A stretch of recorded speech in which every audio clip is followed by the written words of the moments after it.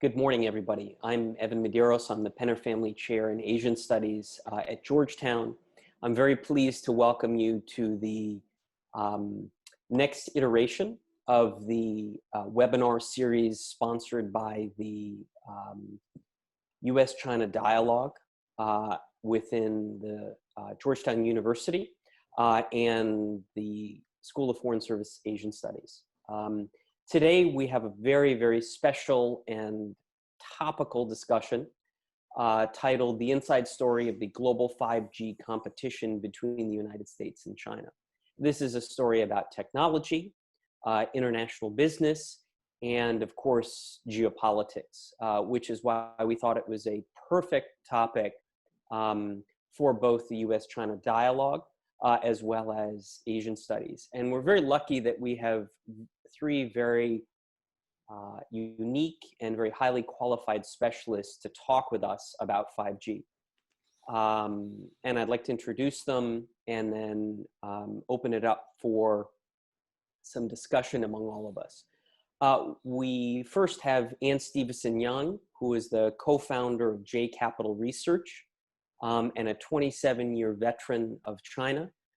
J Capital Research focuses on producing proprietary research reports with a particular focus on Chinese companies. Anne and her team regularly draw on a very vast and very detailed experience working in China to understand the landscape, the business landscape in China. She's founded several businesses in China, and in 2013 published China Alone, China's Emergence and Potential Return to Isolation, which if you haven't had a look at it, I highly recommend you take a look at it, that puts forward, I think, a very interesting and provocative argument about cycles of repeat and expansion in China's business environment. Second, we have James Mulvenen, an old friend, a very well-regarded, longtime Chinese linguist who's an international expert on China's cyber, technology, transfer, espionage, international security issues. James and I first met in the early 2000s when he was at the RAND Corporation, recruited me to join the RAND team.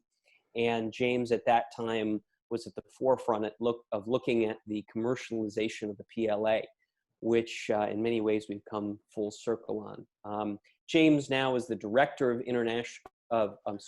intelligence integration at SOCI Intelligence Solutions Group in Virginia.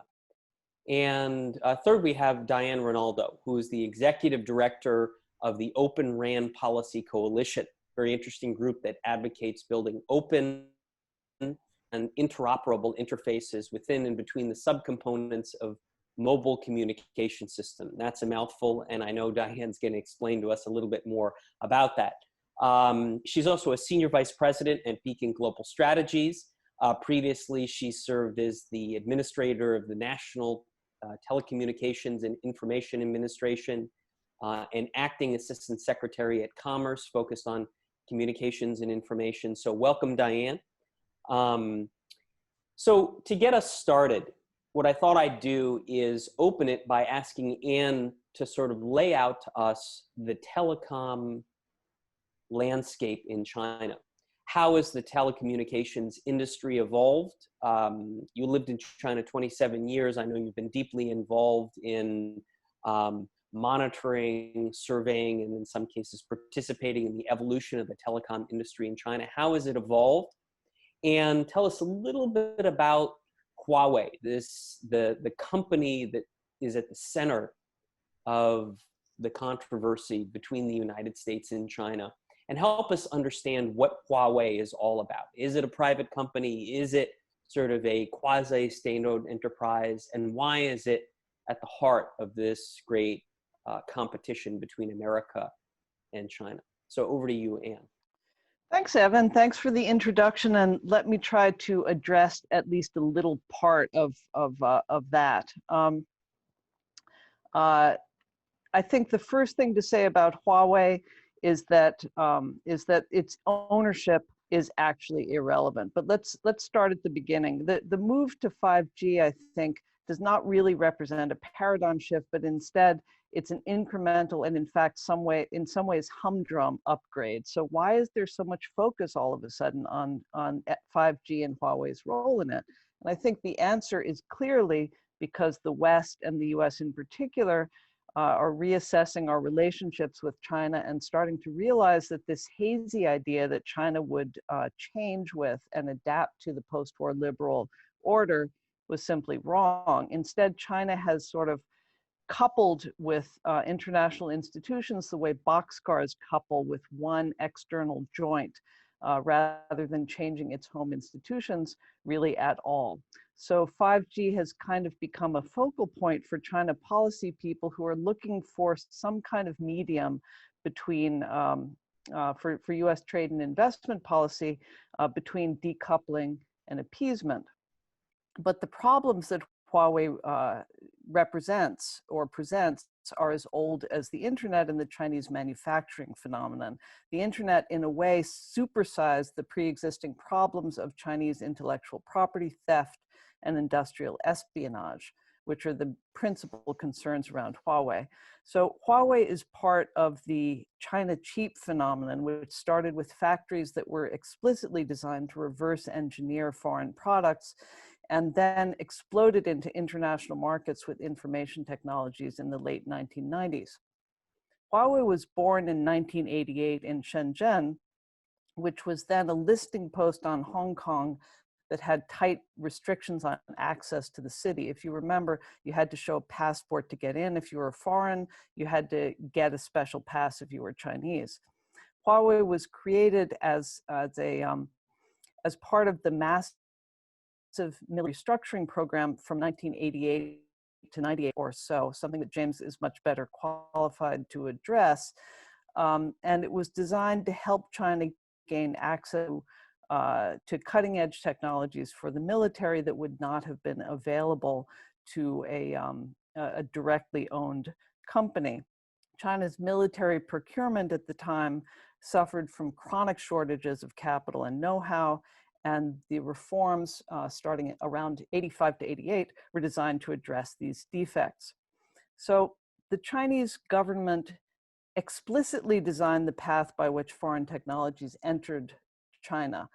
By trading cheap labor and cheap capital and market access later on for technology and know-how transferred from foreign companies. And Huawei was explicitly a paving stone on that path. It was initially fueled by huge purchase mandates from the telcos that were required to purchase a certain dollar value of equipment from Huawei. And other tactics for growth included share grants to prospective customers to gain contracts, and that meant that Huawei proliferated subsidiaries, as all these gear companies have. Its ownership, as I mentioned, I think is irrelevant. Huawei, all you really need to see is that Huawei can mobilize bureaucracies from the top down in China to imprison these two Canadians. And that really should settle the question of Huawei's role. It's always worked with the government lips and teeth. It's frequently had offices in foreign embassies.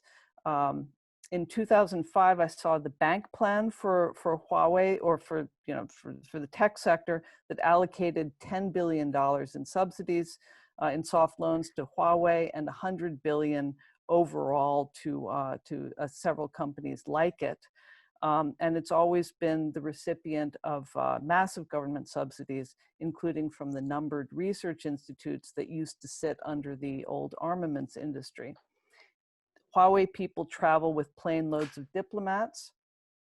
I traveled to Huawei, to Tibet once as a guest of Huawei, and the hotels they stayed in, the airplane tickets they bought, the cars they drove were all far more sumptuous than I could afford, which is something that is not typical of telecom gear companies. And look how the executives spend their time. So Motorola settled a lawsuit with Huawei in 2011, which demonstrated that the founder, Ren Zhengfei himself, had helped Chinese Motorola employees established this dummy company with which to transfer, systematically sort of pilfer Motorola technology. So imagine someone like Steve Jobs or Bill Gates doing that kind of thing, helping Americans working for a Chinese company to steal technology. It would be a huge waste of their time.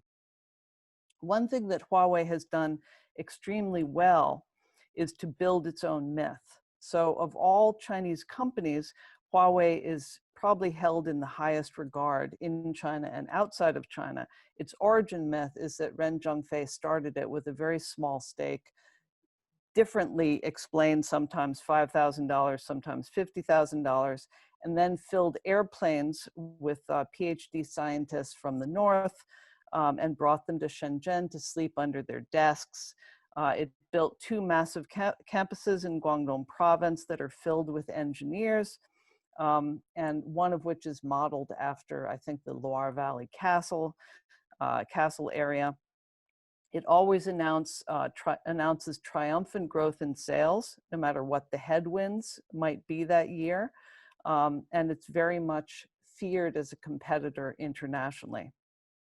What Huawei is weaker at is what you might call the grandiosity trap. It makes implausibly huge claims. There's always a conflict at Huawei between observable realities and the message. So one questions in particular the peons that are constantly sung to Huawei's technical superiority. There was the Motorola case, for example. There was a T-Mobile case in which Huawei employees engaged in a lengthy effort to steal T-Mobile's TAPI ARM testing technology. The notable thing about that case being the relative simplicity of the TAPI technology, which other telecom companies throughout the world have made from scratch themselves. There was the Cisco copying case of 2004. All of these are examples of Huawei's intense focus on acquiring foreign technology by any means necessary, something that companies with the R&D that Huawei claims really don't need to do.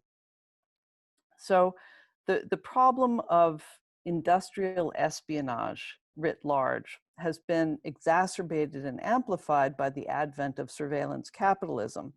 Huawei probably covertly collects information, but companies like Alibaba, Tencent, of course, Amazon, Facebook, Google, all openly collect and exploit personal data on citizens of countries across the world. In China's case, the Belt and Road Initiative has greatly expanded the range of data capture and influence.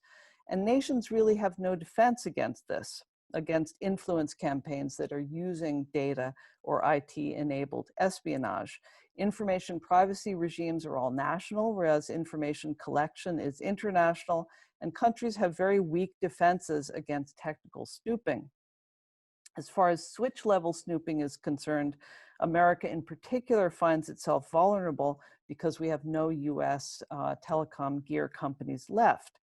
And the risk of having a single or two foreign providers is probably as great as the risk, certainly as great as the risk of using Huawei for some of the same and some different reasons, which all suggest that the problem is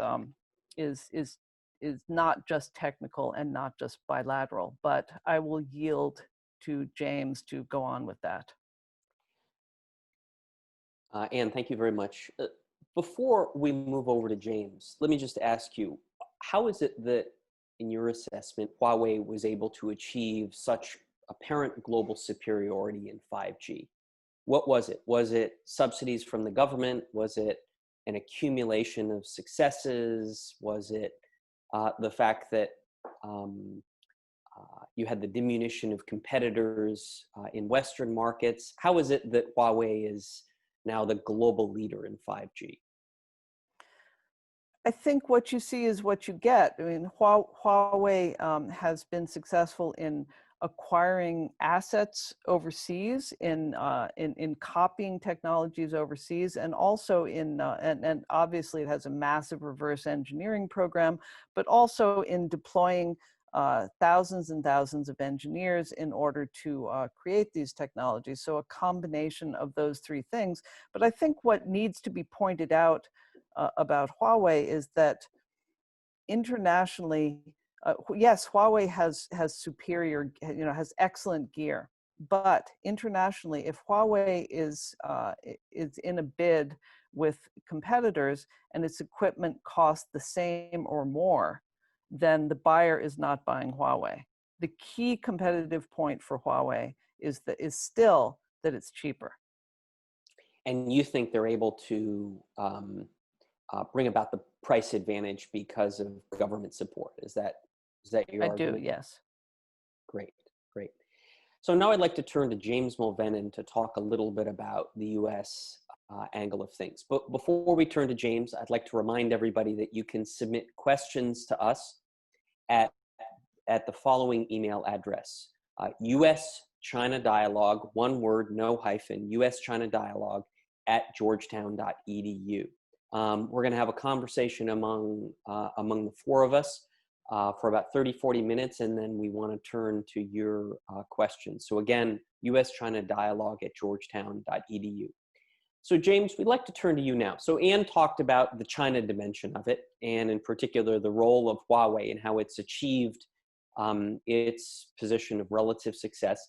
I'd like to understand a little bit the US dimension of it. And could you talk to us first about why it is that there's no American competitor to Huawei? What were the dynamics that put America in that position, or American telco companies in the world? And then talk a little bit about Huawei. I mean, you've basically been chasing Huawei for much of your career.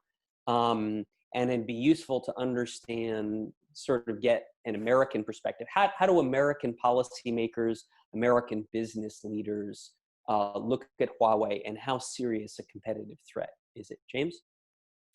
Well, first of all, I'm a little blown away by Anne's tour de force on Huawei. I have some different angles I'd like to talk about, but from a U.S. perspective, I'd like to talk a bit at the strategic level and then work my way down to Huawei. The first is that most of the narrative about 5G is a very threat or challenge-oriented narrative.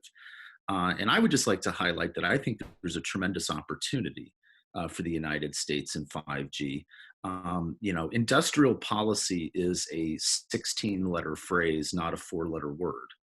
I thought that for instance, the administration's proposal was unfairly caricatured.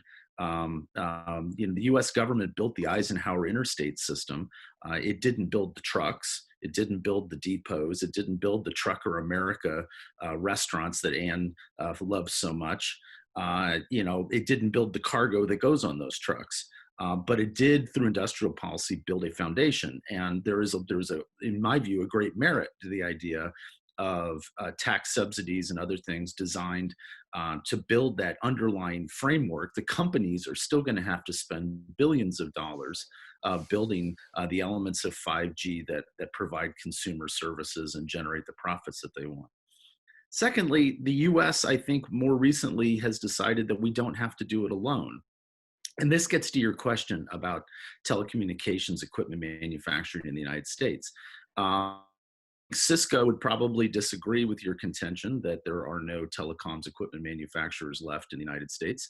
But the dilemma for US companies is that other than Huawei, internationally, there was not a single company that built the entire 5G kit from end to end. And that was that was clearly a mistake. Now, Huawei has been rightly criticized over the years for being involved in too many sectors and building equipment across too wide a product range, which was inefficient and potentially drive. And James, when you say end to end, just sort of lay it out for. So everything, handsets, base stations, servers, routers, the whole kit. So Huawei can go into a bid and say, listen, we can provide you end to end everything that you need for 5G. And a good example of that, because, I've never been one of these keep Huawei at the water's edge people. I mean, I'm in northern Michigan right now. Rural telcos in northern Michigan are end-to-end Huawei. It's Huawei handsets, Huawei base stations, Huawei servers and routers. Because they can offer a complete package to a potential rural telco, a tier 3 telco. And so, in Africa and in other less developed areas, a bid that says, look, we can give you the entire spectrum of what you need, whereas Cisco and other companies still only build parts of the gear, which is why I said we don't need to do it alone. Now, why aren't there more American companies? Why aren't there more Western companies? Well, in a couple of cases, there were some vital competitors that were actually driven into bankruptcy and insolvency by Chinese cyber espionage. A good example being Nortel in Canada, because this area, this technology sector, was a clear focus for Chinese industrial policy as a priority, and also, therefore, by extension, for Chinese state-sponsored cyber espionage and technology espionage. And so, to a certain extent, Huawei enjoys there's an oligopoly in this sector precisely because of state-backed efforts in Beijing to destroy potential competitors to Huawei. But this is an opportunity, again, to reemphasize this point, because there are other telecommunications manufacturers in the world, principally Nokia and Ericsson in Europe, where we could build coalitions. And there's also an opportunity for coalitions in Japan and South Korea. And the reason I highlight these environments is because one of the advantages of working in these types of coalition environments is that the legal systems in those countries are actually much more closely aligned with US intellectual property protections. Because, as you know, in military affairs, amateurs study strategy and professionals study logistics. In telecoms, amateurs look at hardware and experts look at patent ownership. And the problem with patent ownership, it's often been highlighted that Huawei is going to have 40% of the patents for 5G. Patent ownership is only helpful if you're operating in a legal milieu in which those can be fairly defended. And the concern, as Anne would tell you 1,000 times over in China, is that you're not dealing with an independent legal system. You're not dealing with independent intellectual property protections. And so even if you want to play that inside baseball game on 5G and talk about patents and other things, we still have a fundamental structural and philosophical conflict with China because we have 30 years of experience of not being able to create a level playing field and be able to defend those systems. And then finally, James, right before you get to sort of the details of Huawei, you made a very interesting and very controversial claim that Huawei controls 40% of the patents for 5G. So explain to the audience today, what exactly does that mean in practice? Well, it's not the final number is not settled, but it is a really interesting phenomena, and I'm sure Diane can provide us with more detailed information about this. But Anne and I, grew up monitoring the fights in China over 3G, and how individual standards like CDMA 2000 and WCDMA and then the really crappy Chinese TDS CDMA standard all competed with one another in the same telecommunications environment. And in fact, one of the real pathologies of Chinese industrial policy was that they waited, I don't know how many years, Anne, 4, 5, 6 years to finally issue 3G licenses because China Mobile was forced to try and make the Chinese standard actually operate properly. Yeah, and the big question is, how much did they really spend on that? Was it, hundreds of billions of dollars? Anyway, go ahead. So now in the 3GPP standards framework, there is basically a single 5G commercial standard. And then the question is, who owns the patents for the various elements within that standard? And the latest estimate that I saw was that Huawei will end up owning about 40% of the patents. And that means that in an environment, and this is why Open RAN is so exciting, and I'm a huge fan of Open RAN, Diane, as a huge fan of, frankly, open standards more broadly. Is that you could have been in an environment before ORAN came onto the scene and was more widely embraced.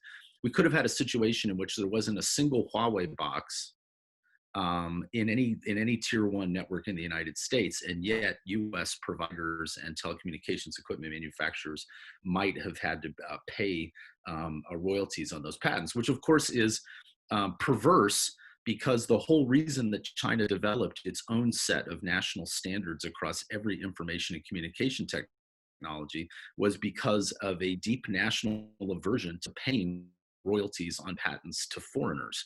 And Irwin Jacobs, in particular, and the Qualcomm people will tell you that they have absolutely driven themselves crazy trying to get the Chinese to pay them the royalties for CDMA and other elements that they were working on in earlier phases of the telecoms modernization.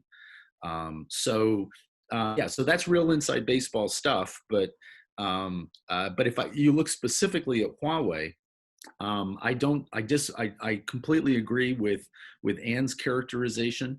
I do think that the Clark and Balding study on ownership was interesting only because it really reveals the much deeper truth about Chinese companies, which is this notion that at the end of the day, there's two main things you have to take into account.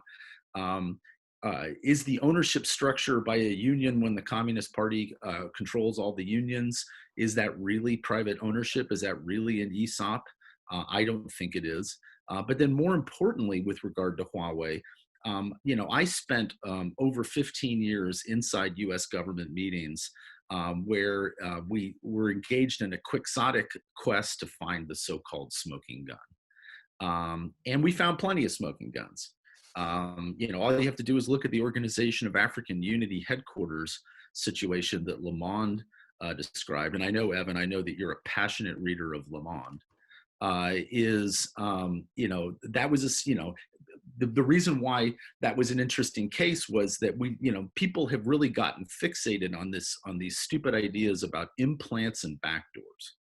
Okay, implants and backdoors is not the game. What the Huawei servers at the OAU headquarters in Addis Ababa were doing was functionality that is built into every single box. They were simply doing a network backup.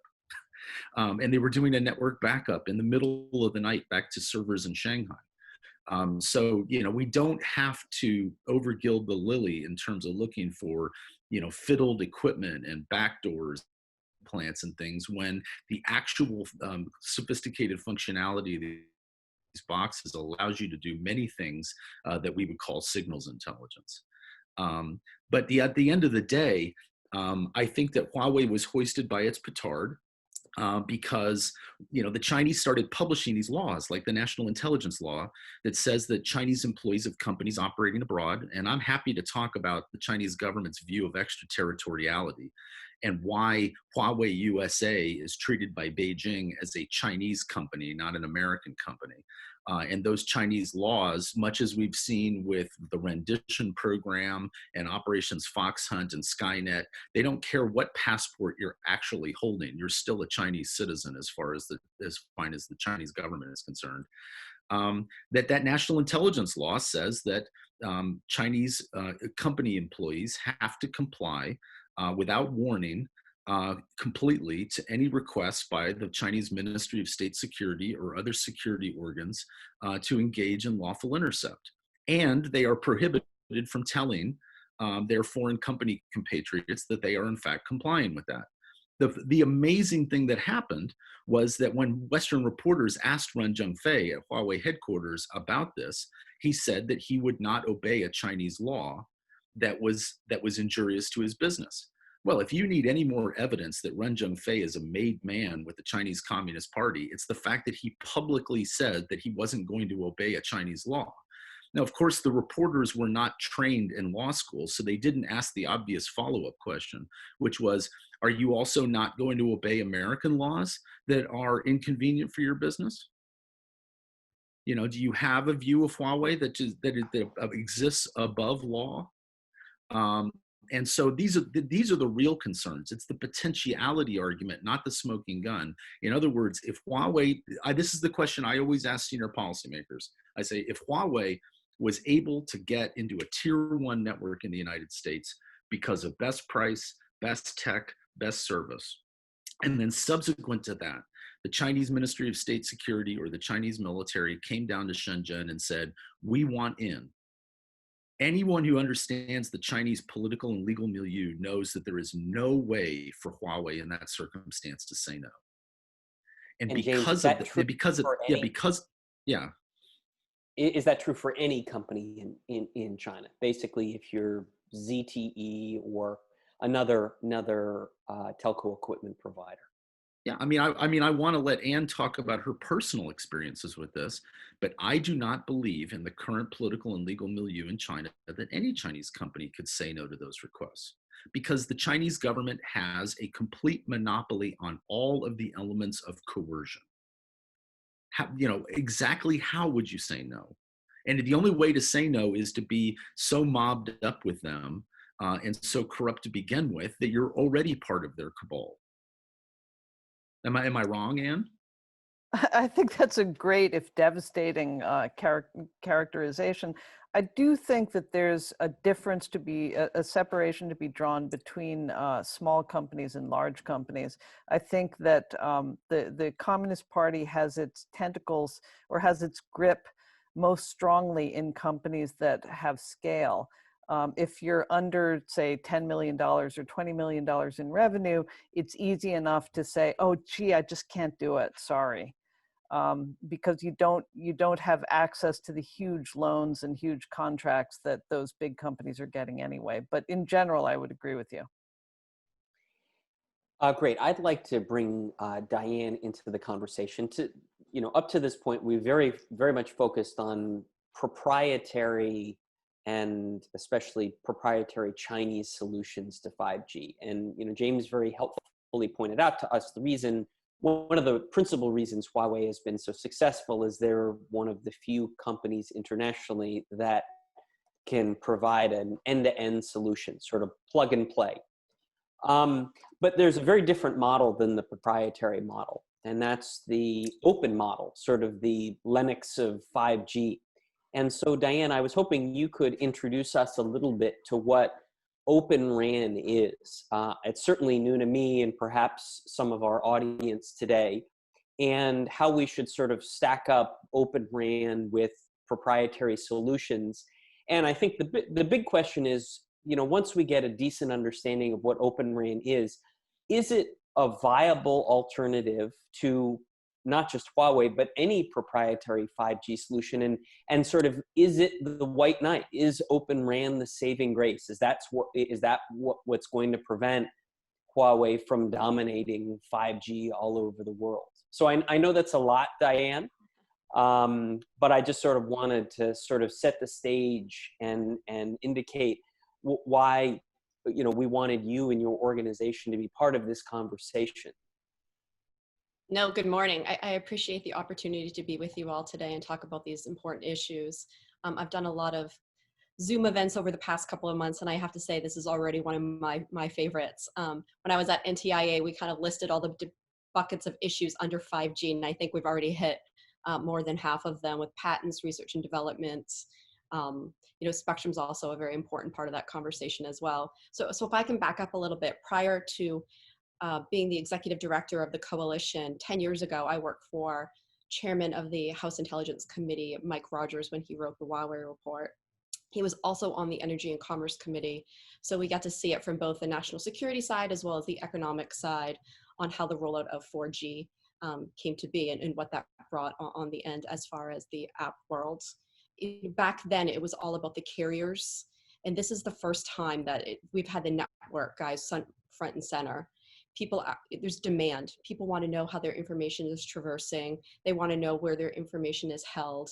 So I believe that demand side, as well as the security side, where security is now front and center in the boardroom with CEOs, this is something that they care about, something they want to know that is occurring.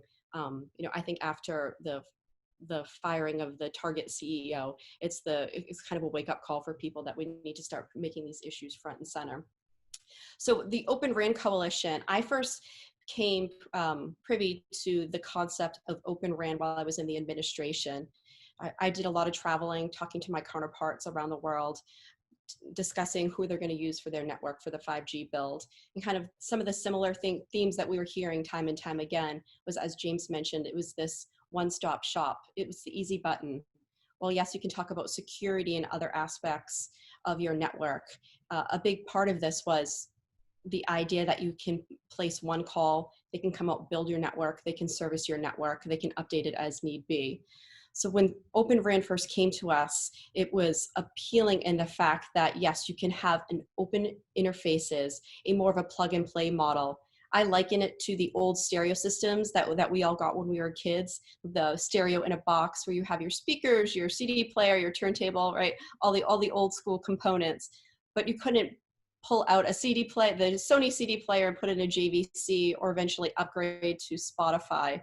Like what you got in the box, that's all you were able to use. And that's currently the situation that we're in now. So the idea of standardizing interfaces would allow for different companies, different manufacturers to come together to make up the network, the software, the hardware, the radio, the antenna. And one of the appealing things about this situation is the integrator. So you have these young startups, the Altiastars, the Mavenairs of the world, but you also have these institutions, the IBMs, the Fujitsus, who can come in as that integrator, sew it up, and then service the life of the contract. Again, getting to one of those issues we're hearing from our allies around the world about the easy button. They need a one-stop shop to put it all together and then service it the life of the contract. And I think that's why it's been so appealing. By allowing someone to optimize their network, whether you're in New York City or my hometown of Rumford, Maine, which has 5,000 people, the concept of Open RAN will allow for that optimization of the network to suit the area best. And then again, bringing in the integrator to sew it all up and service it. So we launched on May 5th with 31 companies. We are now up to 51. We span the entire mobile ecosystem, from carriers to network equipment operators to the edge guys. And again, we have everyone from IBM, which is a 100-year-old institution, to DeepSig, which is a 22-person startup in a WeWorks building in Arlington. So it's great to see that all these companies are coming together, pushing the ball uphill and educating people on Open RAN. I'm honored to serve and to help share their message. And we do have a lot of ongoing projects that we can point to, whether it be Rakuten in Japan. Just announced that they are building their nationwide network with Fujitsu and Mavenair. Reliance Jio in India is doing great work this as well. So it's been a benefit to the telecom community, not only in our discussion, if not them, then who, but also just how do we continue to innovate in this space. And also, when you're able to kind of break down the components, you're driving additional competition. There's currently very little VC money in this space, because if you're a CommScope, which is selling the radio aspect of it, you need to go to one of the current players and sell to them. You can't go directly to AT&T or Verizon to sell. You have to convince someone else to buy your radio and include it in their networks. So additional competition will also build on innovation and drive down prices at the end of the day. So you're really kind of hitting all those key points of driving down the price, doing that easy button one-stop shop with an integrator model, as well as constantly being able to fine-tune your network and upgrade as you see fit. If you decide in a couple of years that you want to move to a different radio, you can do that. Currently, as it stands, you're locked in, which is we're seeing the problems in our rural communities right now, where they're locked in and are making tough decisions about how to switch out their networks. Yeah, Diane, Diane, could I just jump on that, Evan, because I think that's really important. I've been reliably told that the Huawei contracts with some of these rural telco providers on the 3 and 4G level include clauses that say that other companies' telecoms equipment cannot be brought in for 5G. And so they're locked into a path dependence. And that's not a phrase we've heard yet today. But I worry about path dependence with these proprietary technologies, and the open model breaks that path dependency. It doesn't allow companies to create walled garden ecosystems of just their technologies. And I think that's a real strength of this. But I must say, from a US policy perspective, we're already seeing very positive moves. But many of these tier 3 rural telcos can't afford to rip all this Huawei gear out of the wall and then replace it with a different standard. And we've begun to see congressional action that I've helped work with to be able to provide funding sources from the common fund for these tier threes to be able to afford to make these kinds of changes. And I think that's a really important policy move. No, absolutely. Huawei is the only closed and proprietary system. And yes, Chairman Ajit Pai and the FCC commissioners are currently working towards funding a rip and replace model for the telcos to help offset costs. And Diane, what are the, I mean, ORAN seems like such a natural and obvious solution to the closed and proprietary model that Huawei offers. How big are the technical barriers to ORAN? Is it, can it provide as high quality a signal as a Huawei 5G? We know the big issue with 5G is low latency, right? That until you get really low latency, 5G is not going to be able to change our lives with, autonomous vehicles, et cetera. So how should we think about the technical equivalence between closed proprietary Huawei and the ORAN model? Absolutely. So ORAN's not a technology, it's a different architecture. It's just the concept of plugging and playing the different component parts within the RAN. So again, we are scaling up, and that's what's needed most right now is to reach that scale. And I think with Dish building out their own network is sending a signal to the telecom community that this is ready to go. Right. Interesting. Are there any markets in the US, any telco providers in the US that are actually actively pursuing the ORAN model now? I know you mentioned Rakuten in Japan, but is there anybody in the US? Sure. So Dish is building out their nationwide network. And where are they located?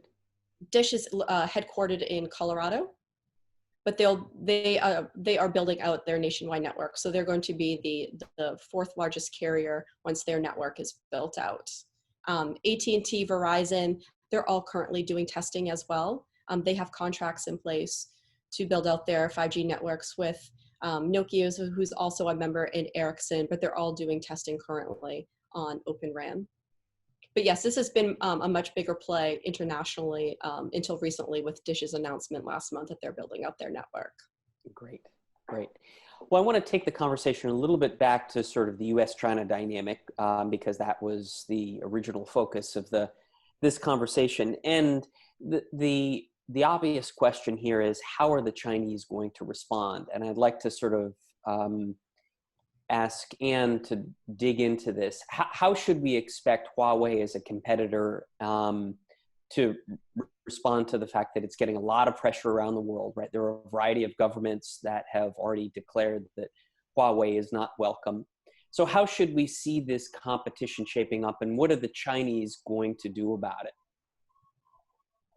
So unfortunately, what the Chinese have been doing is what is, as James was explaining, is basically to be duplicitous about the intentions, and about intentions that aren't necessarily diabolical, and that would in fact be accepted in the United States, but nevertheless to prevaricate about these sorts of things, and also to do what Huawei has done historically, which is to lean on the support of the Chinese government for subsidies and political. I mean, look at the kidnapping of these two Canadians who've been held for what, 18 months or something right now, in order to provide leverage against the release of Meng Wanzhou. It's an old Chinese political tactic, but I think in this arena, not a very effective one. Yeah. James, did you want to come in on this? Right. Well, I think that, where the real battle is going to be, again, is in the third world. The third world. We're back to the third world now. Yeah, or the fourth or the fifth or whatever you want. But the thing is that, part of the Huawei mythology was, Ren Zhengfei has a real Mao passion. And we all know that Mao's successful military strategy during the Civil War period was first the countryside and then encircle the cities. And that was Huawei's strategy in China. When Huawei started, No national level carrier in China that had international connections wanted to use Huawei equipment. And they did build up their reputation by starting first at the local level, again, as Ann pointed out, with share grants to PTAs at the local level and things like that. So basically, when a PTA, a Post and Telecommunication Administration in the local area in China, bought the gear, they were basically paying themselves a dividend because they were secret shareholders of China. And the Tongzhi bonds, which were the offices within the Chinese military that were the interface with commercial telco, also were secret shareholders. So it was it was a pretty dirty deal. But Huawei had the same strategy in its international expansion, which was, companies like Cisco and others had, for a lot of reasonable reasons, ignored the third world because we have a Foreign Corrupt Practices Act in the United States, and it's difficult to sell in those environments without engaging in large-scale bribery to the kleptocracies that run most of those countries. China had, and Huawei had, no problem in those environments. They felt perfectly comfortable in those environments. And so the surprise with Huawei was how quickly they penetrated into the European and the first world markets, because they had succeeded so quickly in the lesser developed countries. So China is going to double down first and foremost on the kind of package deals that it can offer from a state foreign trade perspective, where you bundle together deals on telecom with buying $3 billion of their copper and everything else, and then build that under the umbrella of BRI, under the Belt and Road Initiative, where there is a clear focus on creating path dependencies to Chinese critical infrastructure providers, electric power generation, telecoms, other things. And so that's really where the more difficult battle is going to be. I think where we've had the most success thus far is in creating a coalition in the first and second world to explore alternatives like Open RAN and building industrial coalitions between Cisco and Nokia and Ericsson. So James, you and then where put the forth battle a is really going to be joined is when that coalition goes to the third world and tries to compete. So Anne, should we be thinking about this in terms of, Huawei making gains in Africa, Latin America, and the Middle East, and then the US, Europe, developed Asia being some kind of alternative to Huawei, ORAN or something else? I mean, is there going to be this sort of geographic telecom spheres of influence? Is that how we should be thinking about it? I would agree that that's the strategy. I think that it hasn't been particularly successful thus far, except to the extent in telecom networks that these developing markets don't have a lot of choice. It does present the possibility that, particularly with 5G technologies, we're going to see a kind of wall go up between the developed world and the underdeveloped world in technological and communication technologies, as walls have gone up in travel and immigration and things like that. And that's of deeper geopolitical concern. I don't know about technical concern. And, James talked a lot about the various initiatives that the U.S. is going to take, in this 5G battle. How should we expect the Chinese government to respond to this? Are they just going to sort of double down and increase their subsidies to Huawei and other telco providers? How should we think about the Chinese reaction to U.S. moves?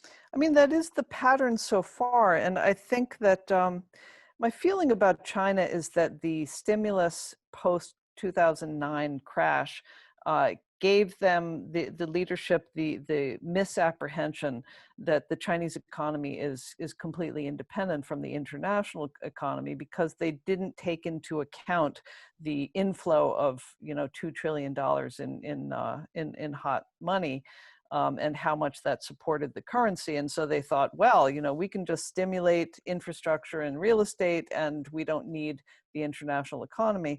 I believe that they've doubled down on that point of view, and both economically and geopolitically, with the moves against Hong Kong, I'm very concerned about a possible move against Taiwan in the balance of the year while we still have Trump sitting there. And I think that the reaction out of Beijing to basically all problems has been spend, spend, spend, and support, support. It's not necessarily the most effective one for them, but I think that they're relying on 10-year-old strategies. Got it. And Diane, I want to come back to you because you've obviously worked on Huawei in great detail.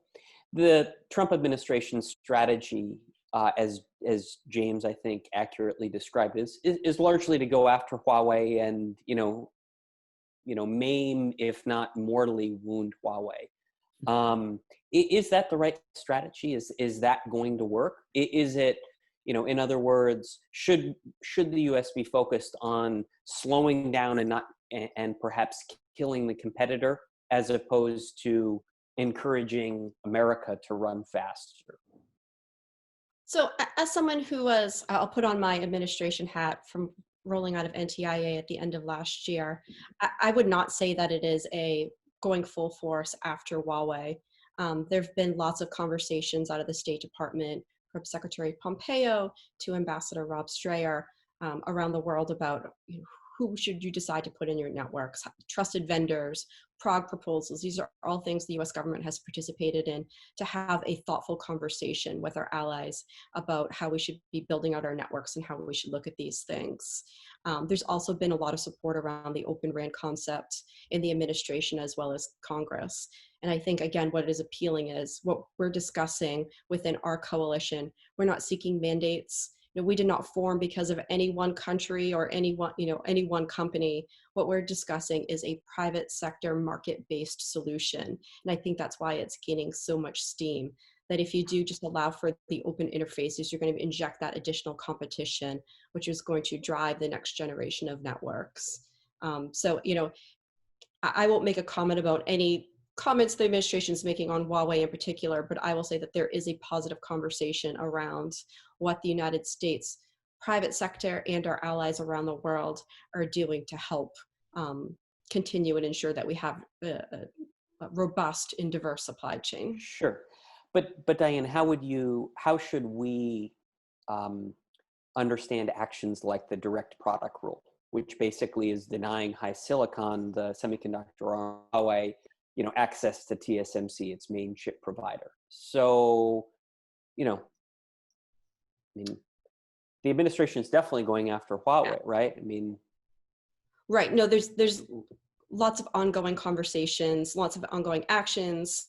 The supply chain executive order, the different entity lists and other things that BIS, as you mentioned, is currently doing. And I believe on their part, it's a multi-pronged attack, that these conversations have been happening for a long time. Again, since I worked for Mike Rogers 10 years ago, where he was the first politician to raise these to the wider audience and the concerns of China and their footprint in the United States as it relates to telecom initiatives. So, it is that multi-pronged attack and the kind of more holistic, broader view of how can our private sector companies play a role in their products.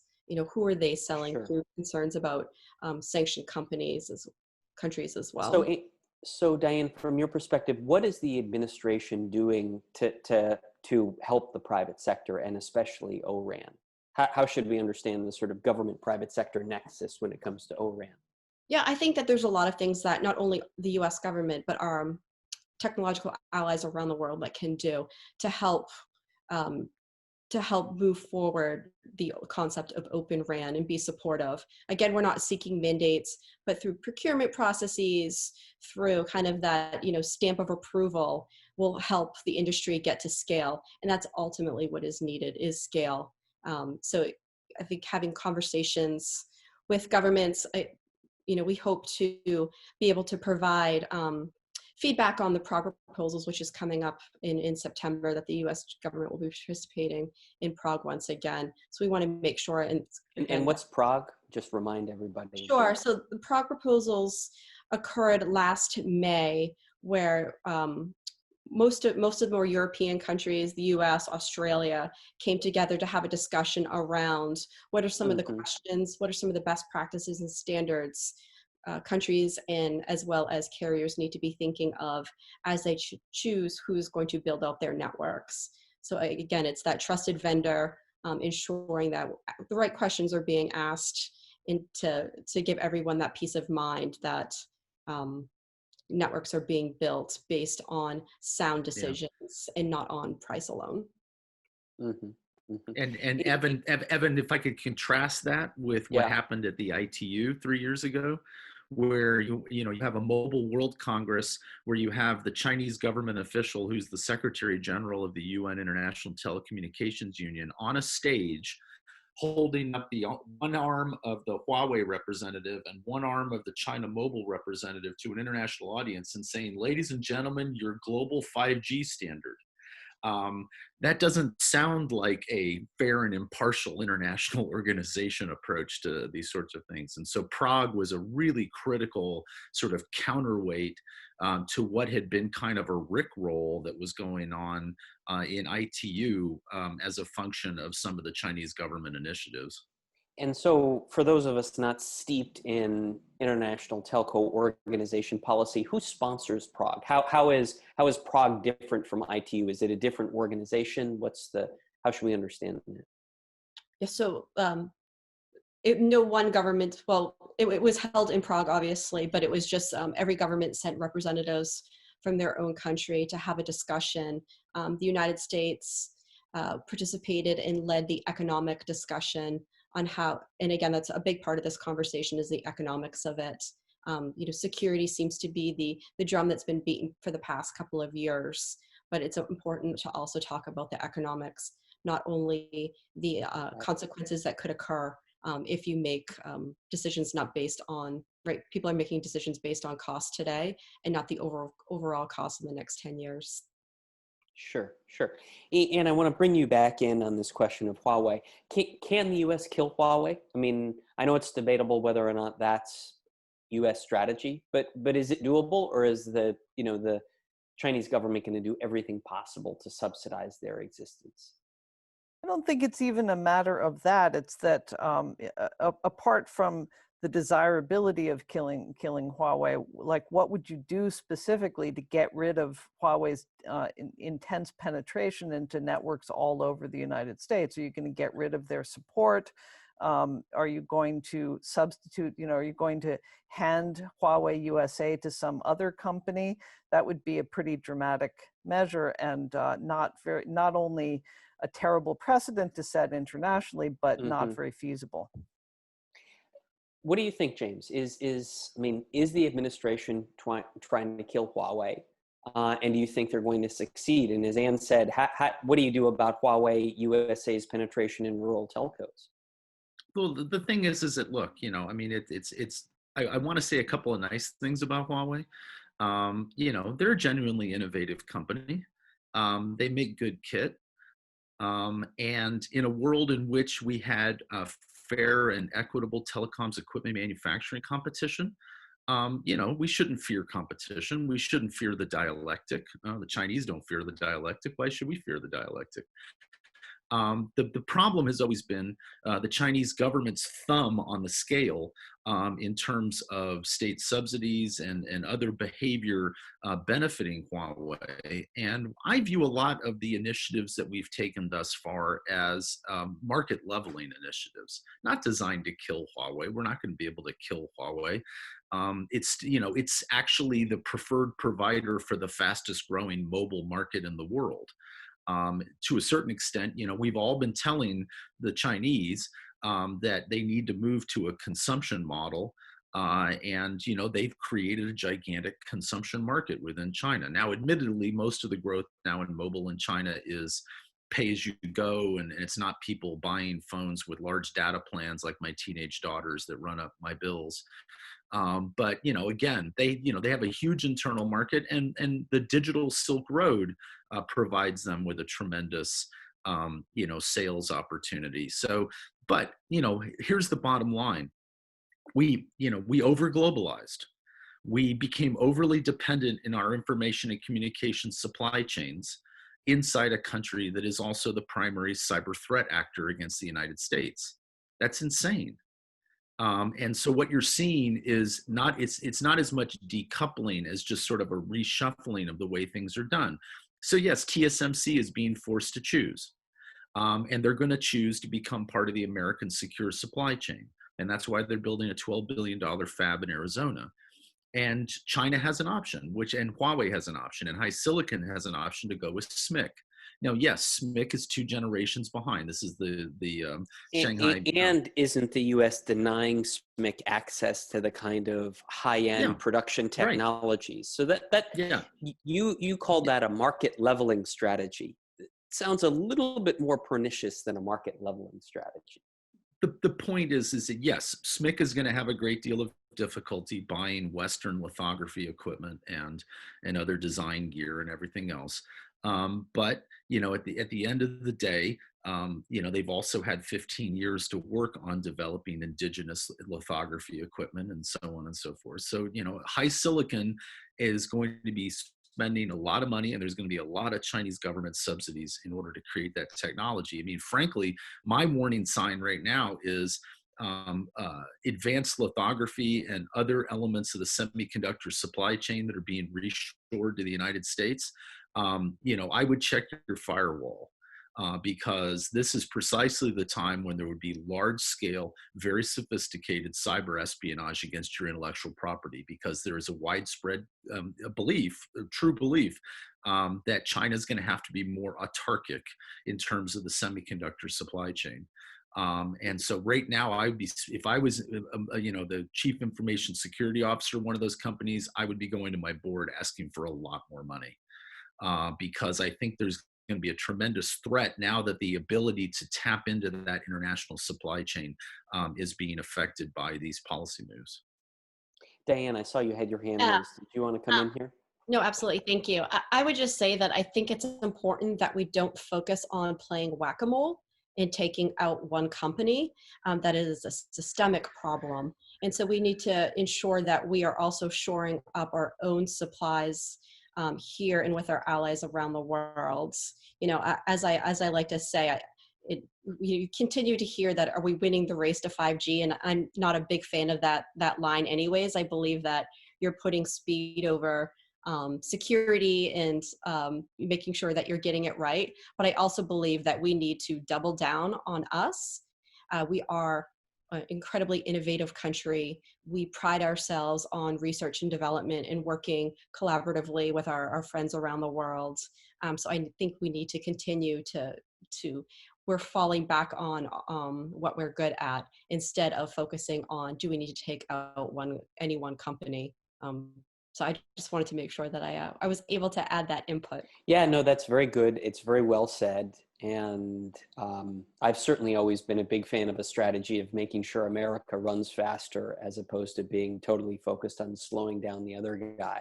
Mm-hmm. So with that, I'd like to pivot our conversation to the Q&A. We've got a robust list here. We've got over 20 minutes. And it's a variety of different questions that sort of span the gamut of technology, geopolitics, and of course, references to James' many colorful allusions to Leninist terminology. And James, I'm sort of hoping you can work Lei Feng into all this. So here's the first question. One complaint about U.S. opposition to Huawei's involvement in global 5G networks is that there's no viable Western alternative, particularly on cost. So the question is, what are Western companies like Ericsson, Nokia, and Qualcomm doing to compete with Huawei? And how do Asian 5G companies fit into the U.S.-China competition? Who'd like to take a whack at that one? I'm happy to start. So the Nokia and Ericsson and Samsung, they're doing amazing work in this space. I think that they have seen their market share, all of them have seen their market share go up because countries and carriers around the world are seeing the importance of putting security first. Nokia and Samsung are also members of the Open RAN Coalition. Ericsson as well, they belong to the O-RAN Alliance and are participating and leading on these issues. And so I think that they see that there's a demand for Open RAN, and so they want to make sure that they are players in this space as well.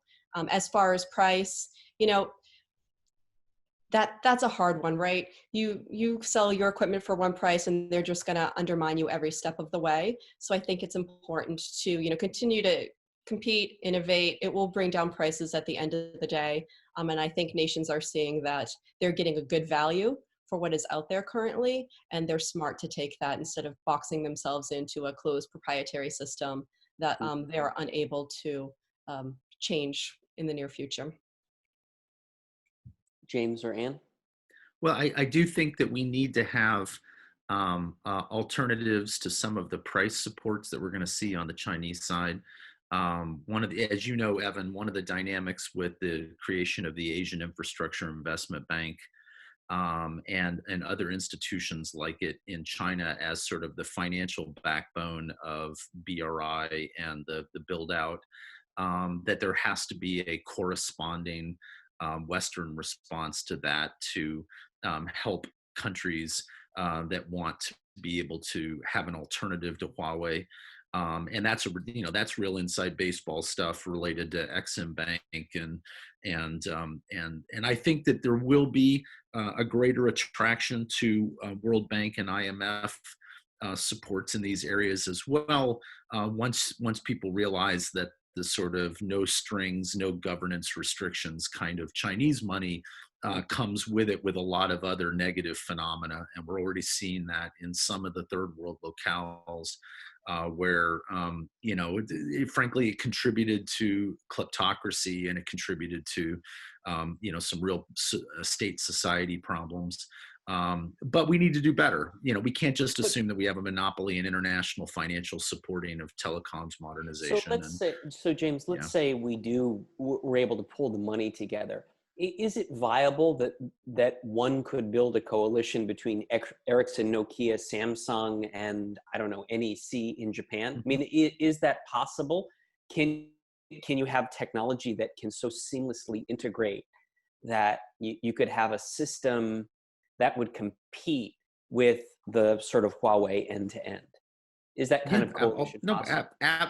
Absolutely. And I was even without the Open RAN alliance, I was advocating 2 or 3 years ago that there was a natural market stimulus to get these companies to work together to frankly push back against the state-backed Huawei and ZTE option. Not just because of the affinity of our legal systems and everything else that makes it easier for that kind of a relationship to succeed. But at the end of the day, they needed to, I was actually surprised at how slowly and we're moving to create that kind of a coalition. And I think that the US government did do a good job of sort of spurring some of the conversations, whether it was the Prague Initiative and other things, and creating, how lawyers are, man. I'm married to a lawyer. I had a lot of the executives from those companies talking to me about antitrust concerns.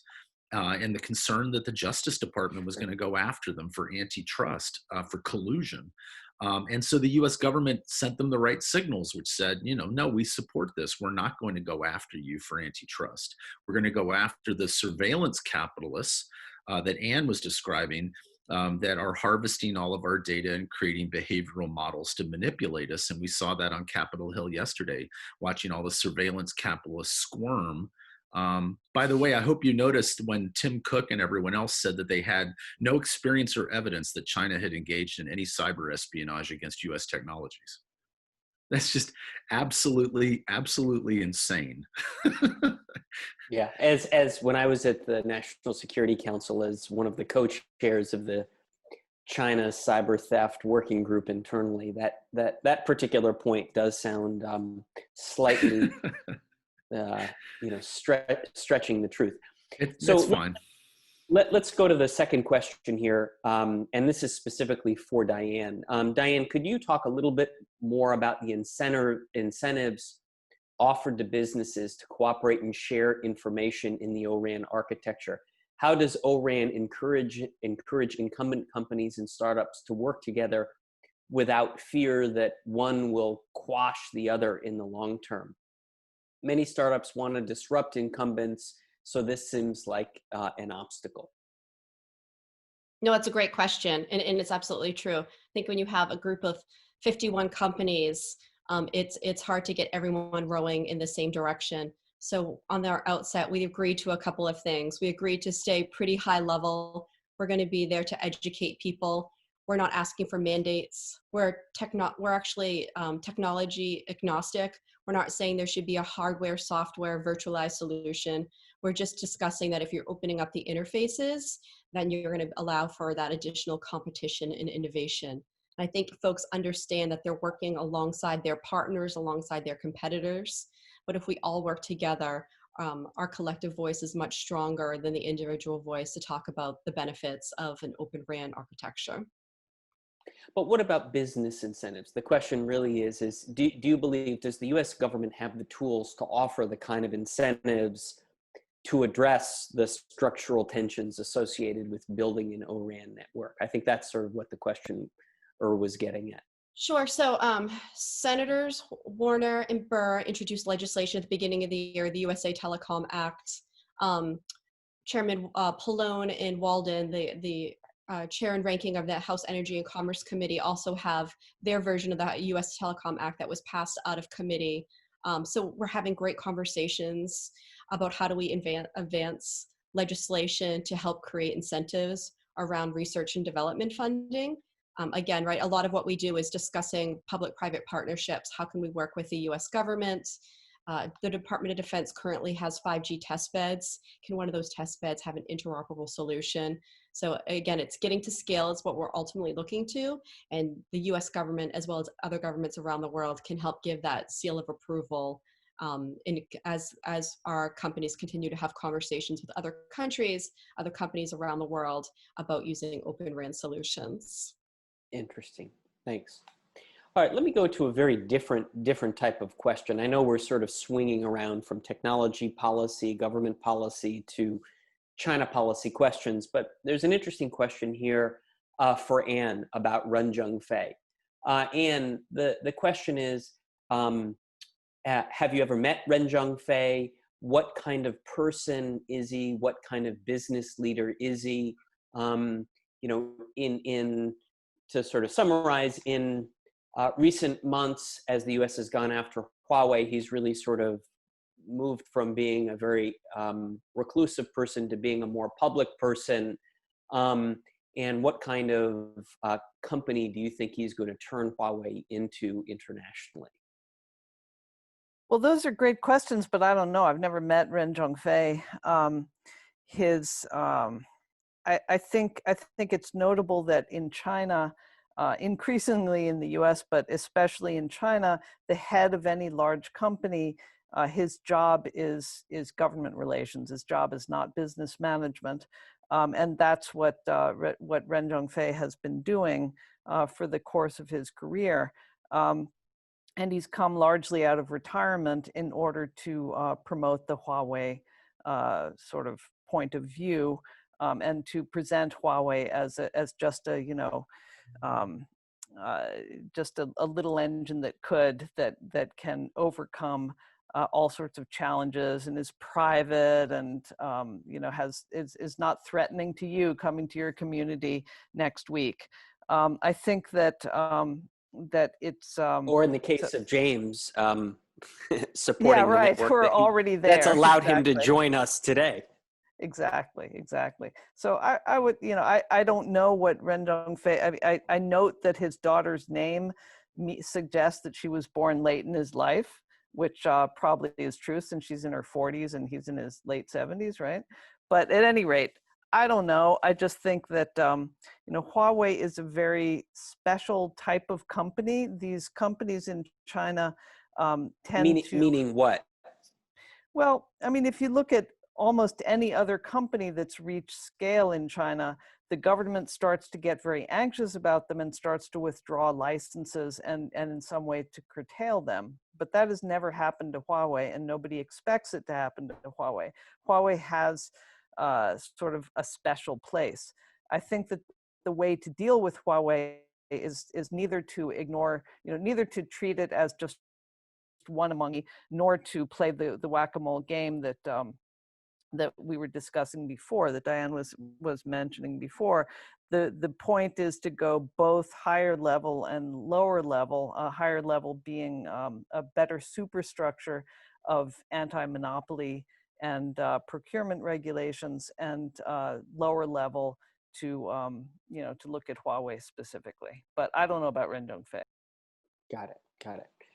Okay, let's go to the next question. James, have you met Ren Zhengfei? I have not met Ren Zhengfei. I have, like Anne, Anne, you've been to Longguan, haven't you? I mean, I remember going there. They restrict foreigners to be able to walk around the place now, but when I went there, it was quite a wide open place. And the first thing you notice when you walk in the lobby is the massive photos of Ren Zhengfei shaking hands with every Chinese Communist Party leader, going as far back as the company's been in existence. So they make it quite clear, their me wall, if you will, is quite impressive. I can say a couple of nice things about Ren Zhengfei. There's a bunch of pathologies in Chinese family companies. Ren Zhengfei went countergrain to a lot of them. He brought in Western financial and HR management companies. He brought in IBM, he brought in KPMG very early on. Most Chinese companies don't want that kind of Western auditing scrutiny of what they're doing. To build the business process systems, the corporate services systems within the company. It's always been kind of an interesting issue as to whether we should have discussion with those companies about what they've seen in terms of the internal workings of Huawei. But at the same time, he's got some of the pathologies that Frank Fukuyama talked about in his book, Trust. His family members enjoy a lot of prominent positions in the company. That's usually a pathology of Chinese companies. It usually prevents them from succeeding after the founder dies, because, if you've seen the show Succession, you understand why. As opposed to Japanese companies where the founders tend to bring in professional managers for the second and third generation. And that's why in Fukuyama's book, Trust, he described China as a low trust country in that sense. That founders feel more comfortable with family members around them instead of professional managers. So he's a complicated guy. He clearly likes Mao Zedong a lot. But I think that, I receive a tremendous amount of their, what can only be described as information operations, these English language commercials trying to push back on Huawei narratives. They're spending a ton of money trying to change the narrative. And it's just not working because of the structural nature of the system in which they operate and what we know about them.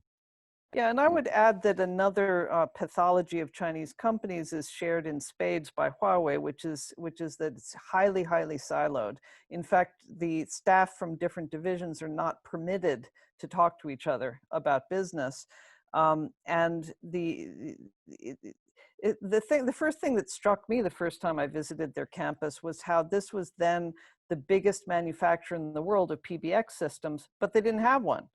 So you had to get the cell phone number of any executive that you wanted to talk to and call that person directly. They didn't have secretaries. They didn't have answering systems. It was just like, you're getting the head of R&D on the phone or you're not. And one part of Huawei doesn't know what another part does. And I think that that tends to undermine success in any company. Mm-hmm. So Anne, while I have you, one piece of this whole 5G US Huawei saga we haven't talked about is Meng Wanzhou. So how should we understand that piece? Is that sort of connected to the 5G battle? Is she a victim in a broader positioning between the United States and China? How should we think about, her case? She certainly has become a broader symbol of the contention between China and the United States. I think that it's a pretty open and shut espionage case, or case of theft of technology. in the first instance. And the legal backing for the case seems pretty solid and pretty clear. The problem is that once China started to engage in hostage diplomacy, then it became much more complicated in trying to, I mean, look at what happened over Lai Changxing. That thing went on for what, a decade? Of China trying to extract Lai Changxing from Canada, including murdering his brother as leverage. What was that case? I'm not familiar with that case. Can you remind me? That's the red mansion? Isn't that what yeah, that was the Xiamen oil deal. Remember, he was the huge oil smuggler from Xiamen and when that ring, I'm showing my age, sorry, when that ring was finally cracked by the state council, and they sent, I think, Luogan specifically down to Xiamen. What time period are we talking about here, Anne? 90s? James, help me. Was that? Yeah, late 90s, early aughts. Late 90s. Yeah. I mean, but Evan, it's important, I think, to lay out the Meng Wanzhou fact pattern. And it's an open to shut case. The only thing that's unusual about it is the fact that we're not simply trying to fine Huawei and fine her for her participation in the violation of U.S.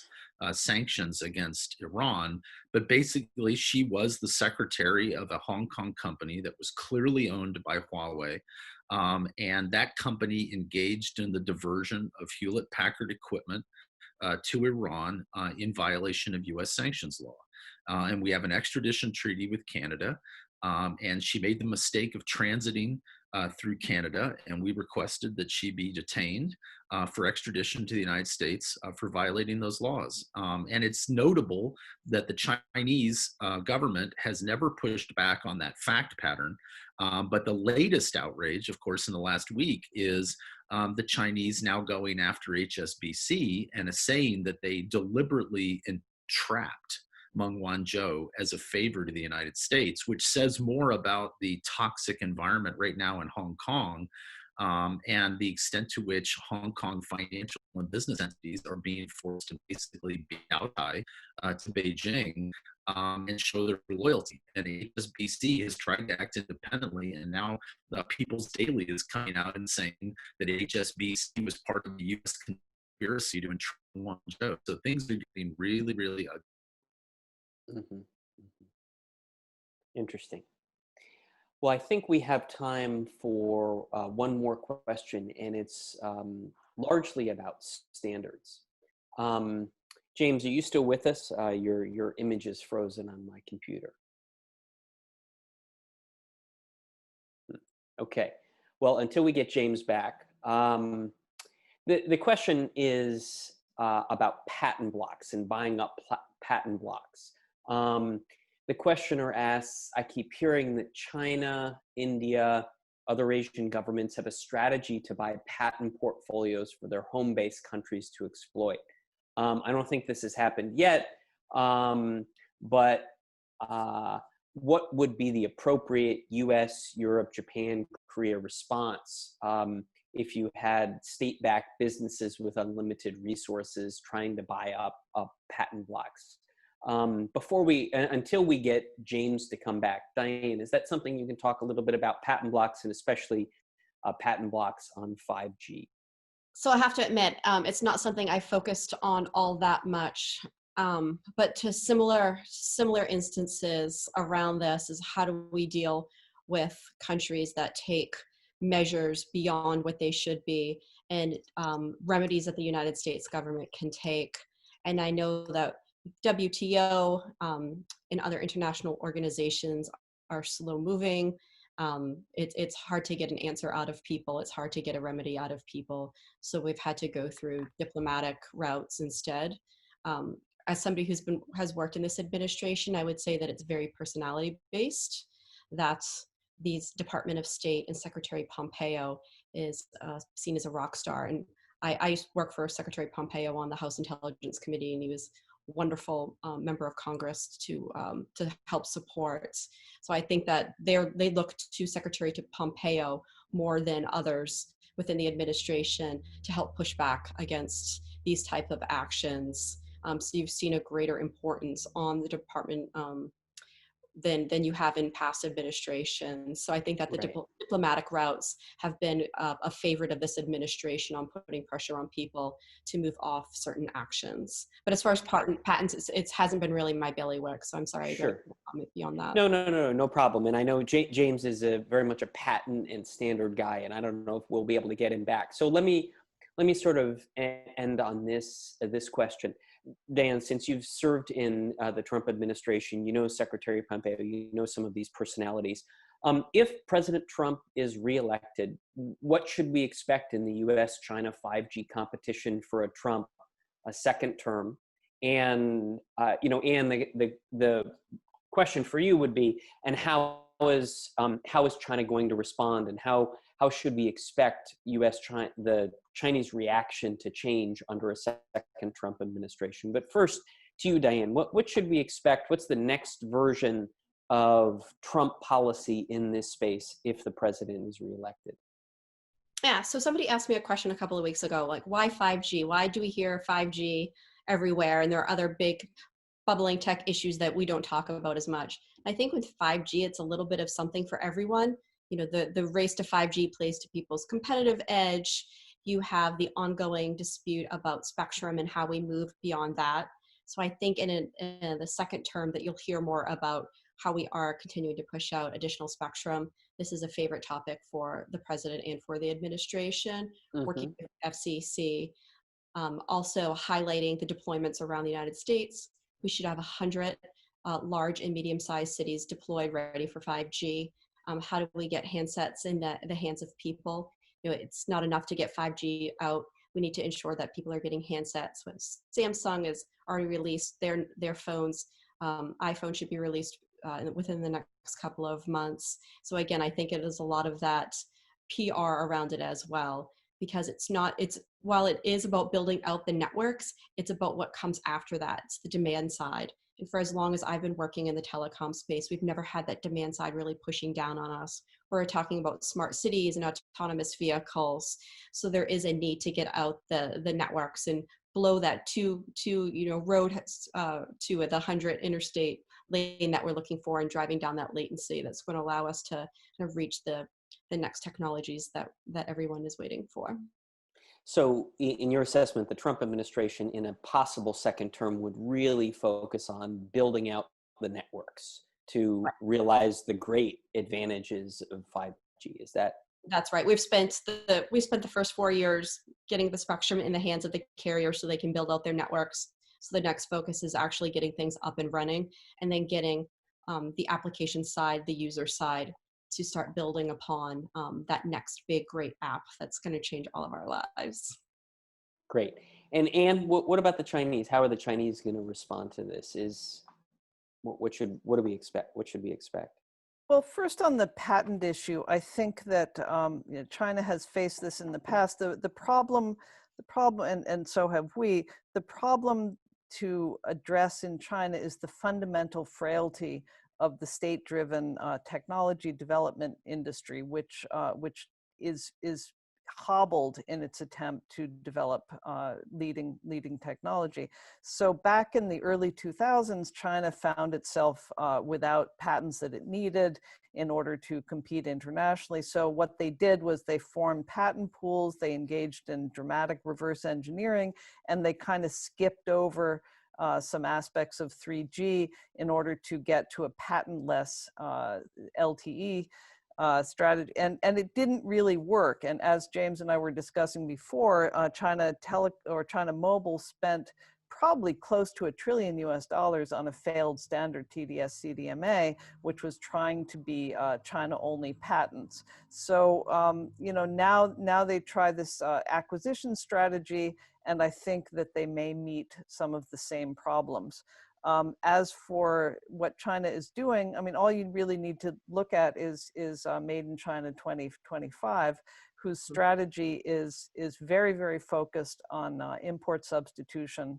And, historically, that has not been tremendously successful for China. Well, Anne, thank you very much. So Anne, Diane, and James, who texted me and said that he unfortunately got kicked off his network. I want to thank the three of you for joining us today. We've had a very rich, a very diverse, and a very complicated discussion about the US-China competition on 5G. Today's webinar was brought to you by the US-China Dialogue at Georgetown, Asian Studies at the School of Foreign Service. I want to thank my colleagues at Georgetown for helping to arrange this. We're committed to ensuring that all of our webinar series and podcasts and everything is focused on cutting edge issues in the US-China relationship. We're preparing a very robust agenda of webinars and other activities for the fall. So please keep in touch, regularly go back to our website because we're going to have more of these conversations in the future. So with that, I'm going to sign off for today. But again, Diane, Ann, and James, thank you very much for a very rich discussion. It's going to be posted on the website of the US-China Dialogue. It's going to be accessible by YouTube. And if there's any follow-up or anybody wants to get in touch with our speakers today, please email me, evan.medeiros@georgetown.edu. So with that, I'd like to thank all three of you for wonderful interactions, discussions, presentations today, and wishing you a great rest of your morning. Thank you.